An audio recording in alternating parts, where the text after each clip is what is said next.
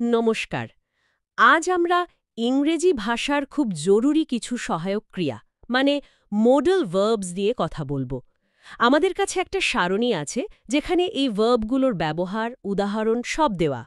আজকের আলোচনায় আমরা দেখব এই ছোট ছোট শব্দগুলো আসলে ইংরেজিতে কত রকমের ভাব প্রকাশ করতে পারে। হ্যাঁ, একদম ঠিক। এই মোডাল ভার্বসগুলো ছাড়া কিন্তু ইংরেজিতে অনুভূতির সূক্ষ্ম পার্থক্যগুলো বোঝানো বেশ কঠিন। এগুলো আসলে মূল ক্রিয়ার সাথে বসে যোগ্যতা, সম্ভাবনা, বাধ্যবাধকতা, অনুমতি এরকম নানা অর্থ যোগ করে। দারুণ! তাহলে চলুন শুরু করা যাক ক্যান দিয়ে। সারণীতে দেখছি এর দুটো প্রধান ব্যবহার। একটা তো যোগ্যতা, তাই না? যেমন ধরুন he can solve difficult puzzles, মানে সে পারে। হ্যাঁ, মানে তার সেই ক্ষমতাটা আছে। আর অন্য ব্যবহারটা হলো অনুমতি চাওয়া, যেমন can I use your phone for a moment. কিন্তু এই দুটো ব্যবহার কি একদম আলাদা? মানে পরিস্থিতি অনুযায়ী কি বদলায়? হ্যাঁ, কিছুটা তো বটেই। যোগ্যতা হলো নিজের ক্ষমতা, আর অনুমতি চাওয়াটা তো অন্যের ওপর নির্ভর করে, পরিস্থিতির ওপর। আর সারণী যেমন দেখাচ্ছে ক্যান আই, এটা কিন্তু একটু ইনফর্মাল, বন্ধুদের বা পরিচিতদের সাথে চলে। আচ্ছা। ওই দেখুন, পাশেই মেয়ের উদাহরণ আছে, মে আই বড় ইয়োর নোটবুক প্লিজ। এখানে একটা ফর্মাল ভাব আছে। ঠিক। তাহলে ক্যানাই আর বেআই এর মধ্যে একটা ফর্মালিটির তফাৎ আছে। সারণী এটাই দেখাচ্ছে। হ্যাঁ। এবার আসি কুডে। টেবিলে দেখছি একদিকে অনুরোধ, could you help me carry this bag, অন্যদিকে আবার অতীতের যোগ্যতা, যেমন she could sing beautifully when she was young, মানে ছোটবেলায় পারত। একই শব্দে এত রকম, মানে ব্যাপারটা কি? এখানেই তো মজাটা। যেটা অতীতের ক্ষমতা বোঝাতো সেটাই এখন নম্রভাবে অনুরোধ করার জন্য ব্যবহার হচ্ছে। আসলে ক্যান ইউ বলার চেয়ে কুড ইউ বললে সাধারণত বেশি ভদ্র শোনায়। ও আচ্ছা। এই সারণীটা কিন্তু এটাও দেখাচ্ছে যে ভাষা কিভাবে সময়ের সাথে সাথে ব্যবহারের ধরন পাল্টায়। ইন্টারেস্টিং। এবার সম্ভাবনার কথায় আসা যাক। সারণীতে মে আছে, যেমন ইট মে স্নো।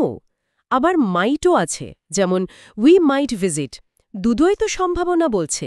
উদাহরণ দেখে কি এদের মধ্যে কোনো বিশেষ পার্থক্য বোঝা যাচ্ছে, মানে জোরের দিক থেকে?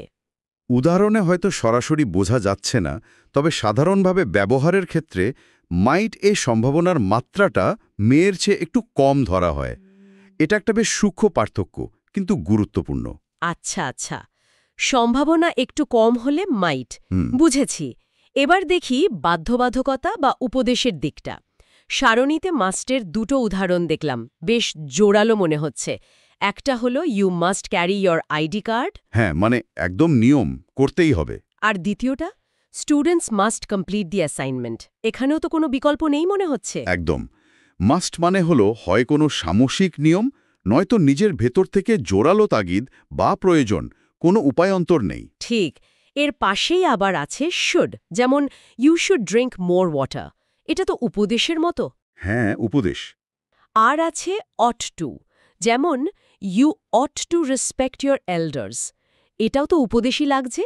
হ্যাঁ, দুটোই উপদেশের জন্য ব্যবহার হয়। সারণীর উদাহরণ দেখে কি মনে হচ্ছে না অট্টুতে একটু নৈতিক বা সামাজিক দায়িত্বের ভাব বেশি? হ্যাঁ, ঠিক ধরেছেন। আমারও সেটাই মনে হচ্ছিল। রেসপেক্ট ইয়োর এল্ডার্স, এটা তো একটা নৈতিক ব্যাপার। ঠিক, ওই সূক্ষ্ম পার্থক্যটা আছে বটে। অট্টুতে ওই নৈতিক বা আদর্শগত দিকটা প্রায়ই থাকে। তবে আজকালকার ইংরেজিতে বিশেষ করে কথার বলার সময় শুডি কিন্তু অনেক বেশি চলে, সব ধরনের উপদেশের ক্ষেত্রে। বোঝা গেল। সারণী দুটোকেই রেখেছে যদিও। হ্যাঁ, কারণ দুটোই তো ব্যবহার হয়। আচ্ছা, এবার ভবিষ্যতের কথায় আসি।